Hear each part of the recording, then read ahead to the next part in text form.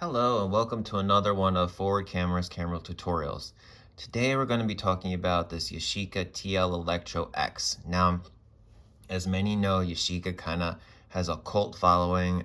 They made some really nice cameras, TLRs, SLRs, and they're really kind of fun and unique. And they've got a sort of quirky character that a lot of other cameras from that time period don't have. So let's learn about this particular SLR. It's a single lens reflex camera, which means that when you take and compose a photo, what you see through the viewfinder goes exactly through the lens onto a mirror here, and so you can see it. And that makes it more accurate. The lenses are Yashica lenses. They're very inexpensive. They're easy to find, making it an excellent choice for pretty much anyone who wants to take photos. And I'm going to teach you how to use this camera. Now, it's electro camera, right? So notice if I change the shutter speed on the top, which we'll learn how to do. If I change the shutter speed without a battery, it's the same shutter speed. So because it has this electronic shutter inside, it requires a battery to function properly. If there's no battery, then you can't change the shutter speed properly. So first things first, you need to put a battery inside, and the battery goes in here. So you would open this up, right? You would align the red dot with the red dot, and you would turn it. See, it says open. You pop a battery in, pop it back on. And I'll write which battery inside the description. They're easy to find online. You can get them Amazon, all sorts of places. So it's not that hard. And once you put the battery inside, you want to check, does your battery work, right? Maybe it's an old battery and you haven't used it in a while. So there's a little button on the top, and it's called battery check. And you would push the button down, right? This red button. And this would turn green if the battery is okay. And that's also very useful if you're taking photos, right? For many days, and then you're not sure, is the battery still good? Well, you could check it so that you know for sure that day your camera's gonna work, right? Some people like electronic shutters because they're more accurate than the mechanical shutters. But they also have a downside, meaning that you can't really use this camera unless the battery works. Whereas in a fully mechanical camera, the battery dies, it doesn't matter. It just keeps going without a battery. That being said, that's your choice, right? And everyone has a preference. So how do we use this camera? Well, number one, we need to select the lens. I have a 50mm lens, but maybe you don't want that, right? And you have a zoom lens or something. So how do we take it off? Well, the top part just twists off, right, by itself. In this case, it's very convenient because this particular camera doesn't need any special Yashica mount, right? It takes a screw mount lens, giving you way more options. You could use Pentax lenses, all sorts of pretty lenses, right, that came from the same time period that have this screw mount, and it looks like a screw. It is a screw, actually. So fix my camera here. We also want to make sure that our lens is nice and clean, right? It has no fungus, right? And that the aperture is working properly. On this Yashica lens, there's M for manual and A. So I would switch this up, see? This little switch back here to automatic. Now, that doesn't mean the camera is automatic, right? Like sort of what we know as an automatic camera just takes the exposure properly without you doing anything. But this is actually about the lens itself and the aperture. So you have the choice as the photographer to switch it to A, which I always do, right? Which means that once you take the photo, the camera closes and opens the aperture itself. Or if you would rather have the aperture closed the entire time, you switch it to M, and notice it keeps it closed. If I press the button, it doesn't do anything. It keeps it closed the whole time at whatever aperture setting on the ring up here, right? So this is 16 right now, so it's a small aperture, right? So this is the aperture ring. So anyway, that's your preference, but I always switch it to A, right, when I'm taking a photo, because I don't want to have to look through a very tiny aperture. It makes it very dark. So I screw it back on. It's just a screw. That's why it's called screw mount, right? So I screw it back on, make sure it's flush, right, all the way. Okay. And now, how do I take this photo? Well, so I have my lens on, need to have the battery inside, and on this camera, it has a lock to take out the film and put the film back inside. And it's this little bottom lever here. So I open it with my nail, or my thumb, and then I open it up. I don't get any grease on this part. This is the shutter curtain, right? Don't want to get any grease on that, so don't touch that. I take this, I put this up. That's the lock for the film canister. Put the film canister right in, move the film around the back of this, put the edge of the film inside this side. There's little sort of holes in here where I can move the film edge inside there, right? Nice and flush, and then close it. And I crank it one time, right? It moves the film nice and flush against the back, and then I close it, right? And this sometimes this eyepiece gets in the way, but you could just pop it in, right? So now I'm ready to take my first photo. So how do I do it? Well, let's learn how to take photos with this particular camera.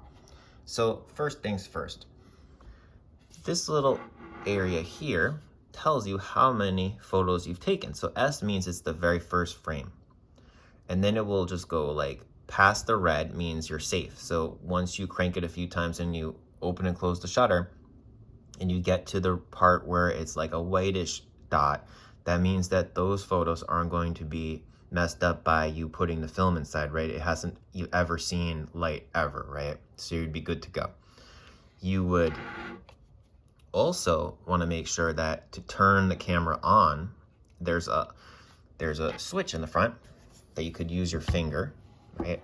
You want to switch it down, right? Turns the camera light meter on and off by doing this, right? You have to hold it down to keep the light meter on. And it does that so you don't drain the battery, right? So when you want to look and compose the photo, you push this down and there's going to be LED inside that turns on. So let's say I want to have everything in focus. It's a sunny day. I change my aperture over here with the aperture ring to 16, right? And then I look inside the camera. I press this button down here and the LED comes on. There's 3 different lights that can come on. 1, there's a left arrow.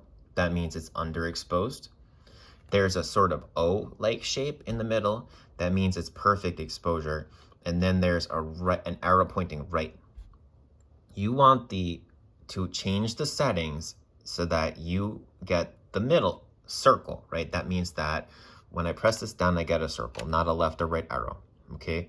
So we started off with a 16, right? I would move my shutters. This is the shutter speed, by the way. Oh, first off, you got to set your ASA speed or ISO. So over here, this is the 400. So that would say 400 speed film or a different speed. Maybe it's 200. So I would lift this ring, right? See the ring pops up and I can move the number, right? Back and forth. And that tells the computer inside that that's the speed that it wants to head towards when you use its light meter. So that's set, by the way. So now it's set, right? I have my correct film speed. I would change this ring to the shutter speed until the little 0 in the middle, the little O is there. So at the very, very lowest shutter speed, right, at 1 second, right, it'd be 1. And then it gets faster, 1/2 second, right, all the way up to 1/1000th of a second. And whenever you get the correct speed, right, you have to remember to check to see if it's the correct exposure. You have to press this down in order to see inside the viewfinder, okay? And then you would just press this button down with your finger. See? Now again, it won't have the correct speed, right, unless there's a battery. It actually still fires without a battery, but it will only be at this one particular shutter speed, which I'm not entirely sure which one it is. What if you, and also many of you like to put a flash. So there's a flash sink here. This little piece of plastic comes out and you could pop your flash on the top, right? And in order to use the flash, it says X. So you would change your shutter speed. It only works at this X is, see there's a little X right, you move this arrow to the X. So it's 125th second, right? 1 over 125. That's your shutter speed for flash sync. And other than that, that's how you use this camera, right, to take a photo. So what if you want to set it up on a tripod and you want to take a photo of yourself and friends, right? Well, you would have to use the timer. So let's talk about this timer and how you might use it. You put this on the tripod. There's a tripod mount over here, right? You screw it on, you frame the photo, you move this down, you cock, meaning you move this, advance the film forward. And then with this camera, once it's on the tripod and it's all framed, right, you press this down and notice you get away, go into the photo, and it will take the photo of you with all your friends. See? It took the photo. And then you would just normally take the photo like you normally do by like moving this forward and stuff after that. Sometimes if you're going to take long exposures, right, you might want to use something called, right, you might want to use this B setting, sorry, right? That means bulb mode. So you can hold this down for however long you want for the exposure.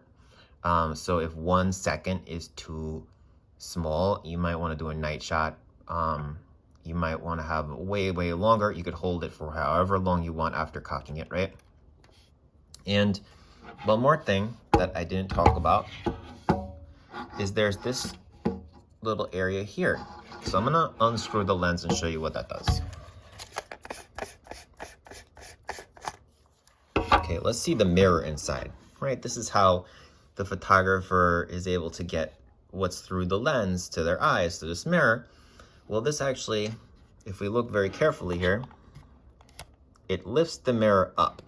And sometimes when you want to do a long exposure on a tripod, you don't, after you frame the photo, like for really long exposures, this mirror should be up because some of the light over a long period of time might reflect a little bit from the mirror onto the film.